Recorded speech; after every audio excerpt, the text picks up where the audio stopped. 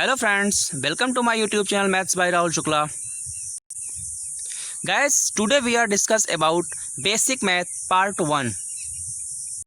So friends, without wasting any time, let's start our video friends. जैसे कि दोस्तों मैं आपको बता दूं कि आज मैं वो वीडियो लेकर आया हूं कि जिसमें जिसको गणित कुछ भी नहीं आता है फ्रेंड, एकदम ज़ीरो लेवल पर है, आपको प्लस नहीं आता, आपको माइनस नहीं आता, आपको गिनतियां समझ में नहीं आती, उन दोस्तों के लिए मैं आज का वीडियो लेकर आया हूं फ्रेंड्स। तो ज़रूर देखिएगा। और हाँ गाइस, वो दोस्त मेरे पेशेंस रखेंगे जिनको ये सारी चीज़ें पता हैं, उनके लिए हम आगे वीडियो लाते रहेंगे।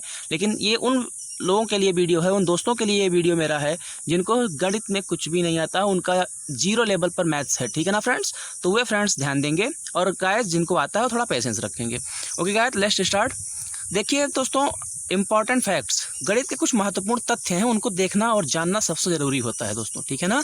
आपको इतना दोस्त कोई भी हो, इतना सबको पता होता है, 1 से 100 तक गिनतियाँ सबको आती हैं, आपको टेबल पहाड़ा आता है, ठीक है ना। 10 से 12, 15, 20 तक पहाड़ा तो सबको आता है दोस्तों, ठीक है ना। ये सारी चीज़ें हमको रटाई जाती हैं, आता रहे या ना आता रहे, ठीक है ना।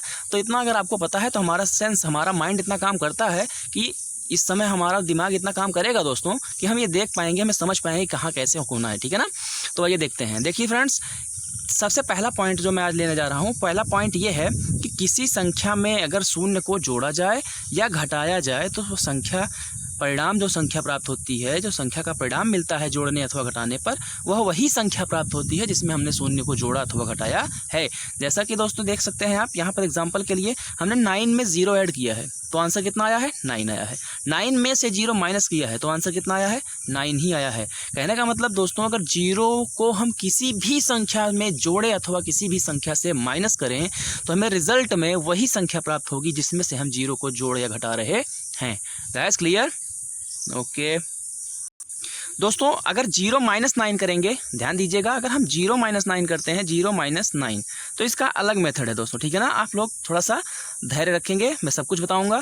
आप यहाँ पर इसका आंसर -9 आएगा फ्रेंड्स, ठीक है ना। लेकिन वो कैसे आएगा मैं आगे बताऊंगा, मेरे अगले पार्ट में आप देखेंगे, अगले पार्ट में कि वो कैसे होता है, ठीक है ना। वो इससे 2-4 स्टेप आगे का है फ्रेंड्स, ठीक है ना। तो हम आगे देखते हैं आज का नेक्स्ट पॉइंट, ठीक है। अगला पॉइंट है हमारा, देखिए ध्यान दीजिएगा, किसी संख्या में शून्य से अथवा शून्य से किसी संख्या में भाग किया जाए, गुणा किया जाए तो गुणनफल शून्य प्राप्त होता है। बात समझ रहे हैं दोस्तों? कहा क्या जा रहा है कि अगर किसी संख्या में शून्य को किसी भी संख्या में या शून्य में किसी भी संख्या से, यानी कि चाहे हम पहले शून्य को रखें चाहे बाद में शून्य को रखें, चाहे शून्य से गुणा करें और चाहे शून्य में गुणा करें, बात एक ही है दोस्तों। परिणाम कितना मिलेगा हमको? शून्य ही मिलेगा। यानी 0 × 9 = 0 और 9 × 0 = 0, यानी 9 गुणे 0 भी आपका 0 ही होगा और 0 गुणे 9 भी आपका क्या होगा? 0 ही होगा, ठीक है ना दोस्तों। अगला पॉइंट देखते हैं। हाँ तो दोस्तों, अगला पॉइंट है हमारा, शून्य में किसी संख्या से भाग दिया जाए तो भागफल शून्य प्राप्त होता है। यानी एक बात का ध्यान रखें, किसी भी संख्या से अगर शून्य में भाग दे रहे हैं, हाँ दोस्तों एक बात का ध्यान रखेंगे, हम दोनों पॉइंट साथ साथ में देखते हैं, ठीक है ना। देखिए, अगर हम शून्य में, दोस्तों बात यहाँ समझनी सिर्फ इतनी है, एक सेकेंड, बात सिर्फ यहाँ इतनी समझनी है दोस्तों, शून्य में और शून्य से, सिर्फ इतना ही आपको समझना है, तीसरी और कोई चीज़ नहीं समझनी है, बस इतना ही आप ध्यान दीजिए। शून्य में किसी संख्या से भाग देंगे तो परिणाम शून्य मिलेगा और शून्य से किसी संख्या में भाग देंगे तो परिणाम इनफाइनाइट, अनंत मिलेगा। देखिए इसका सिंबल का नाम होता है अनंत, इंग्लिश में बोलते हैं इनफाइनाइट, ठीक है ना फ्रेंड्स। बस ये दोनों पॉइंट को एक साथ समझिए। 0 में और से का फर्क है दोस्तों, में भाग दिया जाएगा तो 0 मिलेगा, से भाग दिया जाएगा तो इनफाइनाइट मिलेगा। ओके गाइस, यानी हम 0/7 देख रहे हैं ना, यहाँ पर 0/7 कितना आया है? 0 आया है। 0/17 0 आया है, ठीक है ना। लेकिन 9/0 यानी 0 से भाग दे रहे हैं तो हमें कितना मिलेगा? इनफाइनाइट मिलेगा। Okay guys, clear? Next point है फ्रेंड्स, बहुत इंपॉर्टेंट पॉइंट है, किसी संख्या की घात शून्य होने पर उसका मान 1 होता है। दोस्तों इस बात को जरूर दिमाग में बैठाइएगा कि अगर कोई भी संख्या हमारे पास है, कोई भी संख्या है, कोई भी संख्या कितनी भी छोटी और कितनी भी बड़ी हो, कोई भी संख्या हो, अगर उसकी घात 0 दी है तो उस पूरी संख्या का संपूर्ण मान 1 हो जाता है। गाइस बहुत इंपॉर्टेंट पॉइंट है, बहुत। देखिए आप कितने भी बड़े लेवल की मैथ सॉल्व करें लेकिन इन सब पॉइंट्स का यूज़ ज़रूर होता है। गाइस सिर्फ इतना होता है कि हम जिनको गणित आती है वो उनको दिमाग में बैठा होता है तो उनके लिए ये सब चीज़ें आसान लगती हैं, ठीक है ना। लेकिन जिनको नहीं आता है वो आप अच्छे से आप चाहें तो ये मेरे वीडियो रोक के आप इसको कॉपी में नोट्स भी कर सकते हैं गाइस, ठीक है ना। कॉपी में नोट कर लीजिएगा, उसके बाद पढ़िएगा, ठीक है ना। देखते हैं फ्रेंड्स, ये बहुत इंपॉर्टेंट पॉइंट है। किसी संख्या की घात अगर शून्य है तो उसका संपूर्ण मान क्या होता है? 0 होता है। यहाँ हमने एग्जांपल लेकर के बताया है 9 की पावर 0 इज इक्वल टू 1। 9 की घात 0 है तो मान 1 आया है। x की घात 0 है तो मान 1 है।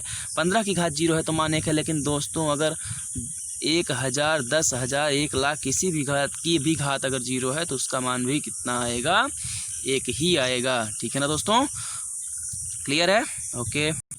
ओके गाइस, नेक्स्ट पॉइंट हमारा क्या है? किसी संख्या को स्वयं से भाग देने पर 1 प्राप्त होता है। भागफल हमारा कितना प्राप्त होता है? 1 प्राप्त होता है। कहने का मतलब दोस्तों समझ में आ गई होगी बात। अगर कोई संख्या हमारे पास है तो अगर उस संख्या में उसी संख्या से भाग दिया जाए तो भागफल हमेशा 1 आएगा, वो संख्या कितनी भी बड़ी और कितनी भी छोटी क्यों ना हो, ठीक है ना दोस्तों। समझ में आ रही बात ना। अगर हमारे पास 1000 है और अगर हम उसी से भाग दे देंगे 1000 से तो भागफल हमारा कितना आएगा? 1 आएगा। भाग आपको सबको आता होगा दोस्तों, ठीक है ना। देख सकते हैं आप 1000 भागे 1000, ठीक है ना। तो 1000 एक कम 1000, बोलो भैया, ठीक है ना। क्लियर है? यहाँ पर कुछ नहीं बचा, आंसर मिल गया हमारा 1, ठीक है ना। तो यही चीज़ यहाँ पे होती है दोस्तों, बटे में लिखा जाता है 1000 से 1000 कट जाएगा, आंसर बच जाएगा 1। यहाँ देखिए हमने एग्जाम्पल लेकर के 9/9 इज इक्वल टू 1 एग्जाम्पल लेकर के समझाया है आपको। ओके भैया, चलें आगे।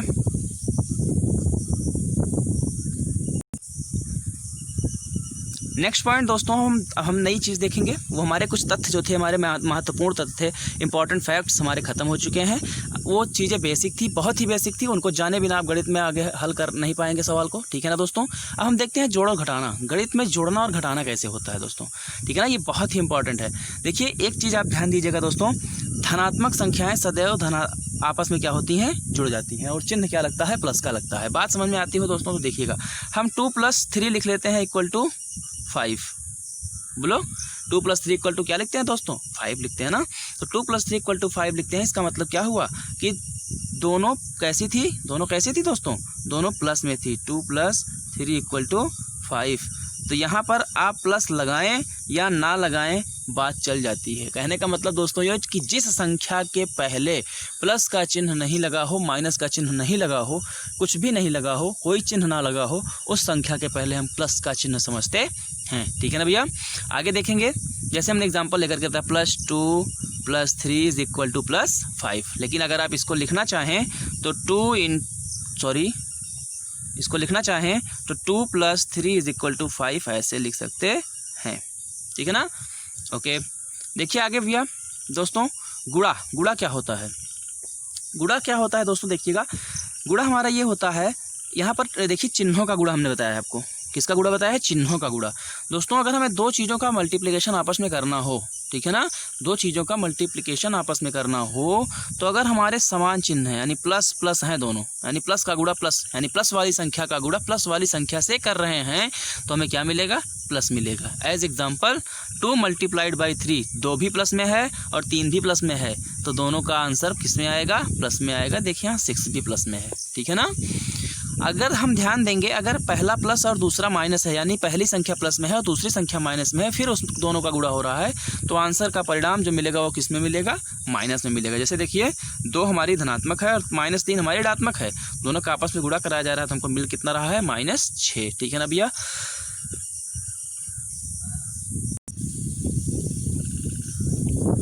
सो गाइस आगे, अगर पहली माइनस में है और दूसरी प्लस में है, कहने का मतलब एक संख्या माइनस में पहली है और दूसरी संख्या कैसी है? प्लस में है, तो भी आंसर में हमको कैसा मिलेगा? माइनस मिलेगा। जैसे -2 को हमने, 2 हमारा जो है ऋणात्मक है और 3 हमारा कैसा है? धनात्मक है, तो दोनों का मल्टीप्लिकेशन गुणा कितना हो जाएगा? ऋणात्मक, परिणाम ऋणात्मक आएगा। अंकों का गुणा जो भी आता है दोस्तों उससे फ़र्क नहीं पड़ता, आप जो भी अंक लेंगे, जो जैसा भी अंक होगा उसका गुणा करके लिखना ही रहता, ठीक है ना। जैसे 2 का 3 में गुणा करें 2 3 6, 10 का 12 में गुणा करते हैं तो 12 120, ठीक है ना, जो भी रहेगा। अगर अब हमारा यहाँ दोनों चिन्ह माइनस में है तो हमें प्लस मिलेगा आंसर में, ठीक है ना, ध्यान दीजिएगा इस बात को।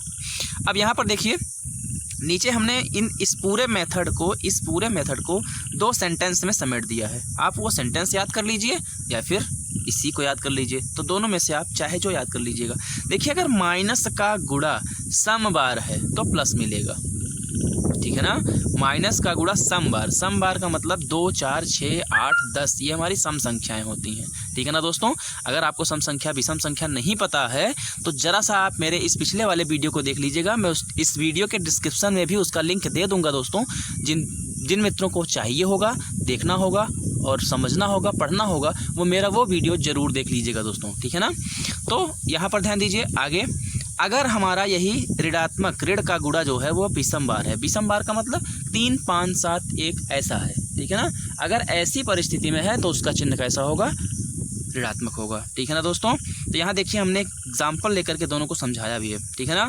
जैसे देखिए 2, -3, 4, -2 और -3 आपस में क्या कर रहे हैं, गुणा कर रहे हैं दोस्तों। सबका गुणा, अंकों का गुणा करके पहले हम लिख लेंगे। क्या करेंगे, अंकों का गुणा करके हम लिख लेंगे। तो देखते हैं 3 दूना 6, 6 चौके 24, 24 दूना 48, 48 तिहैया 144। तो हमने लिख लिया दोस्तों, ठीक है ना। 48 तिहैया 144 हमने लिख लिया। अब हम चिन्ह को देखेंगे। देखिए चिन्ह माइनस वाला कितनी बार है, ये 3 इस 3 में है, इस -2 में है और इस -3 में है ना। कितनी बार है दोस्तों, 3 बार है। कितनी बार है, 3 बार है। तो देखिए 3 कैसी है, विषम है ना। तो यहाँ पर क्या है, माइनस का गुणा अगर विषम बार है तो चिन्ह कैसा रहेगा, ऋणात्मक। तो हमने माइनस लगा दिया तो आंसर हो गया -144, ठीक है ना फ्रेंड्स। अब यहाँ देखिए, यहाँ पर फिर हम क्या करेंगे, -2, -3, -4, -5 परस्पर क्या कर रहे हैं, मल्टीप्लिकेशन, गुणा कर रहे हैं, ठीक है ना। तो सबका गुणा पहले अंकों का गुणा करके आंसर लिख देते हैं दोस्तों। माइनस प्लस का देखेंगे बाद में, ठीक है ना। क्या करते हैं, पीछे से करते हैं। क्यों, देखिए दोस्तों अगर हम आगे से करेंगे तो हमारा मल्टीप्लिकेशन इधर जाते जाते बड़ा हो जाएगा, ठीक है ना। अगर इधर से करेंगे तो हमारा मल्टीप्लिकेशन थोड़ा सा छोटा होता है। मर्जी आपकी है, आप 2 × 3 × 4 × 5 भी कर सकते हैं, 5 × 4 × 3 × 2 भी कर सकते हैं दोस्तों, ठीक है ना।